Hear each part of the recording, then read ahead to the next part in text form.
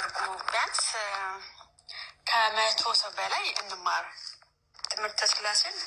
ሰው በትምህርት ጊዜ የለም። በቃ ያችሁት እንደዚህ ነው። እኛ ሰዎች ስንባል አላለቀም። ዴቭ አይ ቲንክ ቤት እንትን መሰለኝ ወይ ስልክ ወይ ቤት ተኳኩቶ ነው። ድምፁ አልገባኝም። መጥቻለሁ። የድምፁ ጥሪ ይሰማል? ያ ቤት ጥሪ መጥቶልኝ ነው። ይሰማል? እሺ ልቀጥል። ምን ላይ ነው ያቆምኩት? የፕሌቶን መጽሐፍ ተንትኛለሁ አይደለ? ሁለቱን መጽሐፍ አንዱን ነው የተነተንኩት። አንዱን ብቻ ነው የተነተንክልን። ኦኬ። ያ ፌዶ የተባለውን መጽሐፍ ኦኬ። ፌዶን አይተናል። በዚህ በፌዶ ፕሌቶ ባስቀመጠው ላይ ዳይኮቶሚን በደንብ አድርጎ ነው፣ በተለይ ከምዕራፍ 64 እስከ 67 ባለው ክፍል ላይ በደንብ አድርጎ ይተነትነዋል፣ ዳይኮቶሚን ማለት ነው። ደ ሪፐብሊክ በተባለው መጽሐፉ ላይ ደግሞ በተለይ ቻፕተር 4 ላይ የነፍስን ክፍሎች ይዘረዝራል ፕሌቶ። ይህንን እንግዲህ የነፍስን ክፍሎች በሚቀጥለው ሳምንት ላይ ስለ ኔቸር በማይበት ሰዓት እመለስበታለሁ። አጠቃላይ የሆነውን ነገር ዛሬ ስለምንመለከት ኔቸርን በምንመለከትበት ሰዓት ግን ፕሌቶ እንዴት አድርጎ እንዳስቀመጣቸው፣ እንዴት አድርጎ እንደከፈለ ነፍስን በሚቀጥለው ሳምንት ከሌሎች ፈላስፎች ጋር አንድ ላይ በማድረግ ከቤተ ክርስቲያን አባቶች እና ከስኮላሮች ጋር አንድ ላይ በማድረግ በሚቀጥለው ሳምንት እናየዋለን። ደ ሪፐብሊክን ማለት ነው። ሌላኛው ፈላስፋ በ17ኛው ክፍለ ዘመን የተነሳው ሬኔ ዴካርተስ ነው።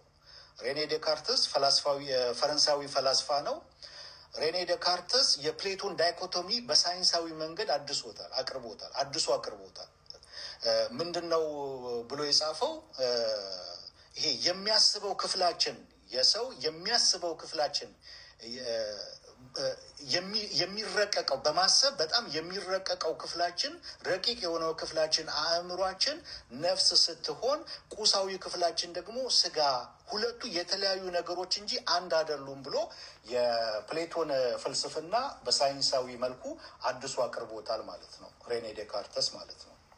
ኦኬ፣ ዳይኮቶሚን የሚያምኑ የቤተ ክርስቲያን አባቶች አሉ ወይ የሚለው ጥያቄ መጠየቅ አለበት።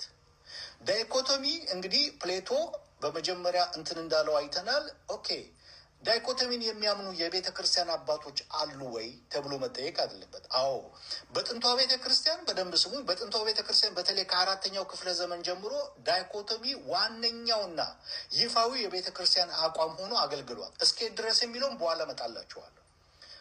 ምክንያቱም ትራይኮቶሚ እንደገና መቀንቀን የጀመረበትን ጊዜ እነግራችኋለሁ። ዳይኮቶሚ ግን ከ4ኛው ክፍለ ዘመን ጀምሮ እስከ 19ኛው ክፍለ ዘመን ድረስ ዋነኛና ይፋዊ የቤተ ክርስቲያን አቋም ሆኖ አገልግሏል። ዳይኮቶሚ ማለት ነው። ዳይኮቶሚን ካቀነቀኑ የቤተ ክርስቲያን አባቶች መካከል የመጀመሪያው ኦግስቲን የሚጠቀስ ነው። ኦግስቲን ዴሞሪቡስ ሰክለሲያ ካቶሊካ በተባለው መጽሐፉ ማለትም የካቶሊክ ቤተክርስቲያን ስነ ምግባር በተባለው መጽሐፉ ቡክ 1 ቻፕተር 27 ላይ ምን ብሏል? ሰው ማለት አለ ረቂቅና ምክንያታዊ ነፍስ ምድራዊ ሟች የሆነውን ስጋ ውህድ ነው አለ። ሰው ማለት ረቂቅና ምክንያታዊ ነፍስ ምድራዊና ሟች የሆነውን ስጋ ውህድ ነው አለ። በላቲኑ ምን አለ? ኦሞ ኤስት አኒማ ሬሹናሊስት ሞርታሌ ኢት ቴሬኖ ኮርፖሬ አለ። ሆሞ ኤስት አኒማ ሬሹናሊስት ሞርታሌ ኤት ቴሬኖ ኮርፖሬ ደሴምቲንግ ማለት ነው። ሰው ማለት ረቂቅና ምክንያታዊ ነፍስ ምድራዊ ሟች የሆነውን ስጋ ውህድ ነው የሚለውን የገለጠበት ቋንቋ ነው፣ የላቲኑ ቋንቋ ነው ይሄ። ለኦግስቲን ማለት ሰው ሁለት ክፍሎች ስጋና ነፍስ ብቻ አሉት ብሎ ነው በኦግስቲን የሚያምነው። ሰው ሁለት ክፍሎች ማለትም ስጋና ነፍስ አሉት ብሎ ነው ኦግስቲን የሚያምነው። መንፈስ የሚለው ቃል የነፍስ ከፍተኛው የማሰቢያ ክፍል ነው ይላል ኦግስቲን። መጽሐፍ ቅዱስ ላይ መንፈስ የሚለው ተብሎ የተገለጠው የነፍስ ከፍተኛ የማሰቢያ ክፍሏ ነው ይላል። ማን? ኦግስቲን። ከቤተ ክርስቲያን አባቶች አሁንስ ዳይኮቶሚን የሚያቀነቅኑ የቤተ ክርስቲያን አባቶች አሉ ወይ? አዎ አሉ። ሁለተኛው ማን ነው? ጆን ክርስቶሶም ኦምሊ 13 ኦን ሮማንስ 7 ላይ ምን ብለዋል? ኦምሊ 13 ኦን ሮማንስ 7 ላይ በሮሜ 7 ላይ ስለ ስጋና መንፈስ ትግል የሚናገረውን ሲያብራራ ሮሜ ምዕራፍ 7 ታስታውሱታላችሁ። መንፈስ በስጋ ላይ ስጋን በመንፈስ ላይ እንትን የሚለው ማለት ነው። እና ያለውን ይሄ የምወደውን አላደርግም የማልወደውን አደርጋለሁ የሚለውን ትግል ሲያብራራው ሰው በባህሪው ከሁለት ነገሮች ከሚታየው ስጋና ከማይታየው ነፍስ እንደተገነባ ሲያሳይ ምን ይላል እዛ ቦታ ላይ? መንፈስ የሚለው ቃል ብዙ ጊዜ በቅዱስ መጽሐፍ ወይም በመጽሐፍ ቅዱሱ ውስጥ ወይ ቅዱሱን መንፈስ ወይም የነፍስን ቅድስና ለማሳየት እንጂ ሶስተኛ ፍጥረት ለመግለጽ አልገባም ይላል ጆን ክርስቶስም። መንፈስ የሚለው ክፍል ወይም መንፈስ የሚለው ቃል በመጽሐፍ ቅዱስ ውስጥ ይላል ጆን ክርስቶስም ቅዱሱን የእግዚአብሔርን መንፈስ ወይም የነፍስን ቅድስና ለማሳየት እንጂ ሶስተኛ ክፍል ወይም ደግሞ ሶስተኛ ፍጥረትን ለመግለጽ አልገባም ይላል ጆን ክርስቶስም።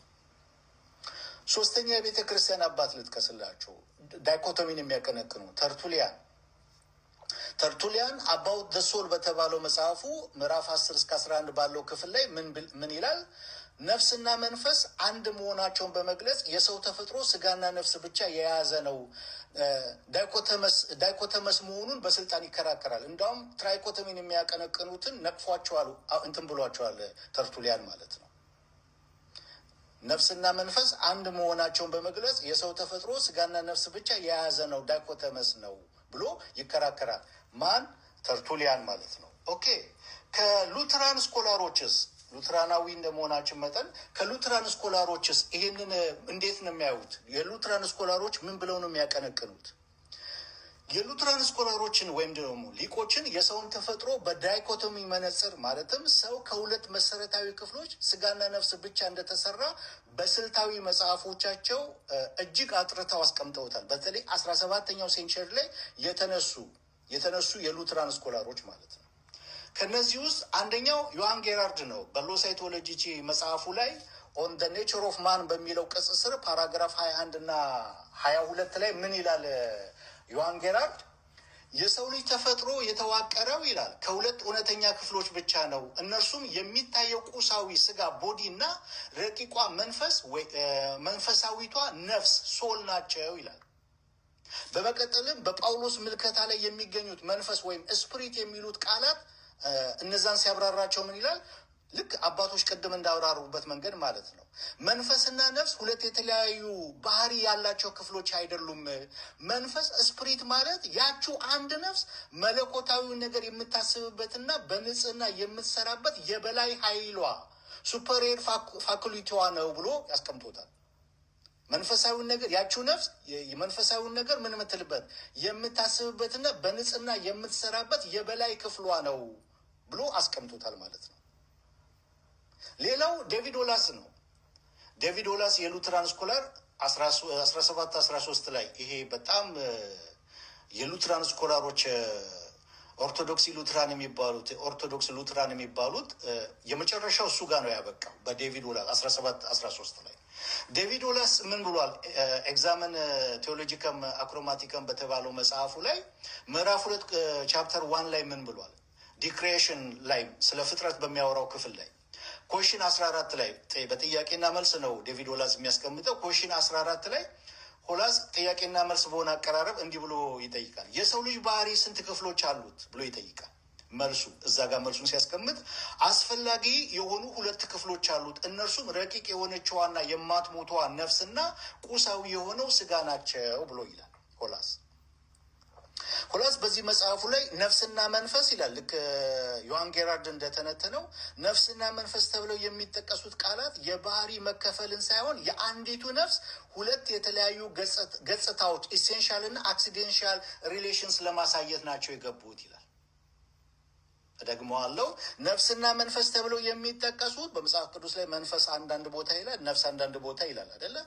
ነፍስና መንፈስ ተብለው የሚጠቀሱት ቃላት የባህሪን መከፈል ሳይሆን የአንዲቷ ነፍስ 2 የተለያዩ ገጽታዎች ኢሴንሻል ኤንድ አክሲደንሻል ሪሌሽንስ ለማሳየት የገቡ ናቸው ብሎ ያብራራል። ማን?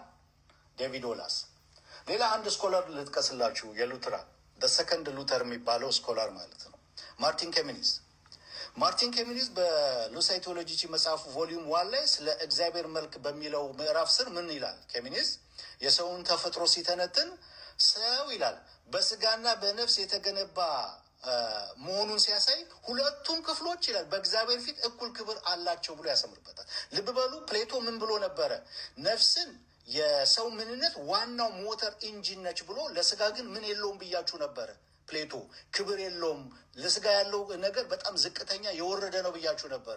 የቤተ ክርስቲያን አባቶች ደግሞ ያንን የፕሌቶን ፍልስፍና አዳብት አድርገው ሲወስዱ ትክክል ያልሆነውን የፍልስፍና አካሄዱን በስጋ ላይ ያለውን ትክክለኛ ያልሆነ አካሄዱን በክርስትናዊ መነጽር ምን አድርገውታል? በክርስትናዊ መነጽር አድሰው ነው ያቀረቡት። ልክ እንደዛ አሁን ፌሚኒዝም ምንድን ነው የሚለው? ሁለቱም ክፍሎች በእግዚአብሔር ፊት እኩል ክብር አላቸው። ማንና ማን? ስጋና ነፍስ። ስለዚህ ዳይኮቶሚን የሉትራን ስኮላሮች ያቀነቅናሉ ማለት ነው። ትራይኮቶሚ ያቀነቀኑ አልነበሩም ወይ? እንመጣበታለን በኋላ። ኦኬ እንግዲህ ዳይኮቶሚን የሚያቀነቅኑትን ዳይኮቶሚ ከአራተኛው ክፍለ ዘመን ጀምሮ እንዴት በቤተ ክርስቲያን ሲቀነቀን እንደነበረ ተመልክተናል። የቤተ ክርስቲያን አባቶች ዳይኮቶሚን ያቀነቀኑትን ተመልክተናል። የዳይኮቶሚን ቅንቀና በፍልስፍናው ዓለም ፕሌቶ በደንብ አድርጎ እንዳዋቀረው ተመልክተናል። ኦኬ ትራይኮቶሚስ መጠየቅ አለበት አይደለ? ወራባው ትራይኮቶሚ በጥንት አባቶች ዘንድ የነበረ ቢሆንም ልብ በሉ፣ ያልነበረ አይደለም። ትራይኮቶሚ በጥንት አባቶች ዘንድ የነበረ ቢሆንም በቤተ ክርስቲያን ታሪክ ውስጥ ግን እንደገና በስፋት መቀንቀን የጀመረው በ19ኛው ክፍለ ዘመን በፕሮቴስታንት ስኮላሮች ነው። በደንብ ስሙ። ሳሚ ሲገባ እያየሁት ነው። ትዝ ይለኛል ወደ ቲክቶክ የመጣው ጊዜ ሳሚ አንትሮፖሎጂን ሲያስተምር ነበረ እና እዛ ላይ እንሳተፍ ነበረ።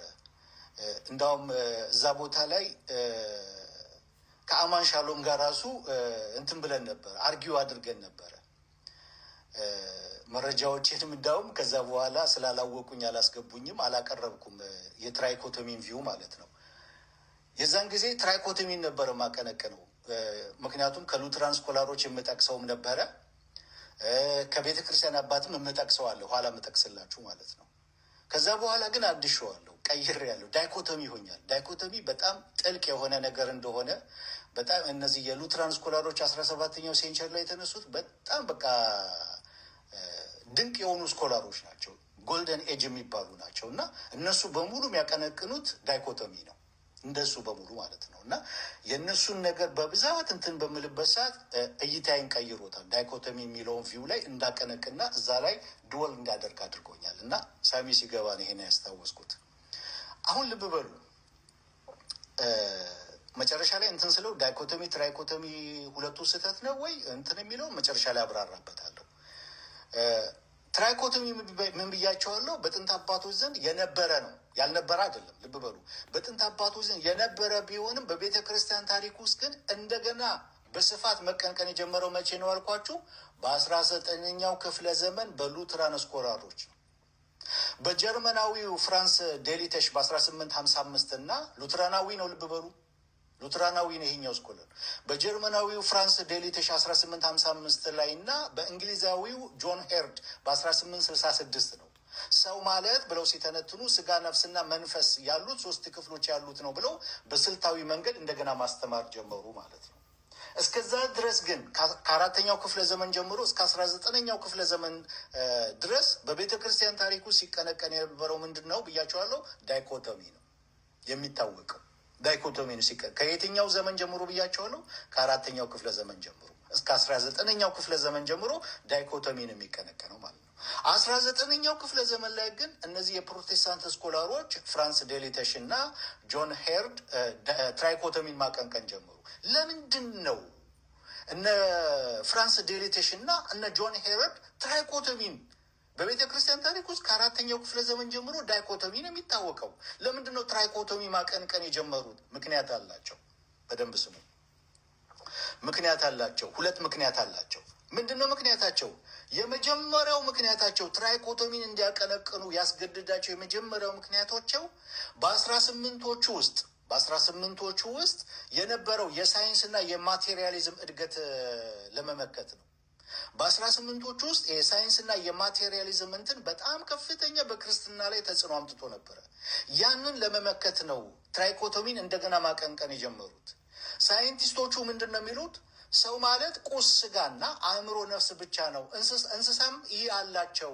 ስለዚህ ሰውና እንስሳ አንድ ነው የሚል ያቀነቅኑ ነበር ወይም ይናገሩ ነበር ሳይንቲስቶቹ ማለት ነው። ሰውና እንስሳ ምንም የሚለያቸው የለም፣ እንስሳ ነው ሰው ብለው ያቀነቅኑ ነበር። እነዚህ ምሁራኖችና ሊቆች ግን አይ ኖ ኖ ኖ አይደለም፣ ሰው ከእንስሳ የሚለይበት እግዚአብሔርን የሚያውቅበት ሶስተኛ ረቂቅ ክፍል መንፈስ ስፕሪት የሚባል ነገር አለው በማለት ትራይኮቶሚን የእነዚህን የሳይንስና የማቴሪያሊዝም የሳይንሱን ክፍል ለመመከት ተጠቅመውበታል። ሰምታችሁኛል? እነዚህ ምሁራኖች አይደለም ሰው ከእንስሳ የሚለይበት ለየት የሚያደርገው እግዚአብሔር ብቻ ሲፈጥረው እግዚአብሔርን እንዲያውቅ እንዲያሰላስል እግዚአብሔርን እንዲያውቅበት የሚያደርግበት ረቂቅ የሆነ ነገር መንፈስ ስፕሪት የሚባል ክፍል አለው፣ እንስሶች የሌላቸው ረቂቅ የሚባል ክፍል አለው። ስለዚህ ሰው እንስሳ አይደለም፣ ከእንስሳ ለየት ያለ ነገር አለው ብለው ትራይኮቶሚን ሲያቀነቅኑ የትኛውን ለመመከት ነው የተጠቀሙበት? በወቅቱ በ18ዎቹ ውስጥ የነበረው የሳይንስና የማቴሪያሊዝምን እድገት ለመመከት ነው የተጠቀሙበት፣ ክርስትናን ዲፌንድ ለማድረግ ማለት ነው። የመጀመሪያው ምክንያታቸው ይሄ ነው። ሁለተኛ ምክንያታቸው ምንድን ነው? ሁለተኛ ምክንያታቸውን በምናይበት ሰዓት ለሪጀኔሬሽን ቆንጆ ሆኖ አግኝተውታል። ለሪጀኔሬሽን ወይም ለዳግም ልደት አገላለጥ ቆንጆና መልካም፣ ያንን ብጠቀም ይሻላል አማርኛው፣ ቆንጆና መልካም ሆኖ አግኝተውታል። ማለት ምን ማለት ነው?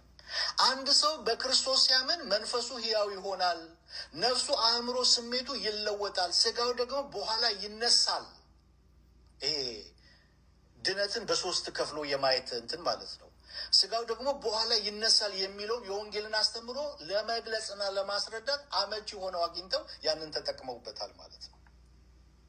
ስለዚህ እነዚህ ስኮላሮች ትራይኮቶሚን እንግዲህ ከስንት ዘመን በኋላ ልበላችሁ፣ በአራተኛው ክፍለ ዘመን ነው የዳይኮቶሚ በስፋት በቤተ ክርስቲያን መቀንቀን የጀመረው።